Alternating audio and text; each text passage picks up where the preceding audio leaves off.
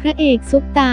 ร่วมงานแบรนด์ดังพร้อมพูดคุยกับนักปรุงน้ำหอมระดับโลกหมากปรินร่วมถ่ายภาพพร้อมพูดคุยกับโอลิเวียโพลนักปรุงน้ำหอมคนสำคัญของ Chanel Beauty เกี่ยวกับต้นกำเนิดของดอกเมโรสที่เมืองกราซประเทศฝรั่งเศสก่อนที่จะกลายมาเป็นน้ำหอม Chanel N องศา 5 อันโด่งดังที่ยังได้รับความนิยมจนถึงปัจจุบันโดยก่อนหน้านี้หมากปรินได้บินลัดฟ้าไปที่ประเทศฝรั่งเศสเมื่อวันที่ 17 พฤษภาคมและความพิเศษครั้งนี้คือหมากนั้นถือเป็นซุปตาจากเมืองไทยคนแรกและคนเดียวในฐานะ Friend of the House ของแบรนด์ Chanel อีกด้วยค่ะ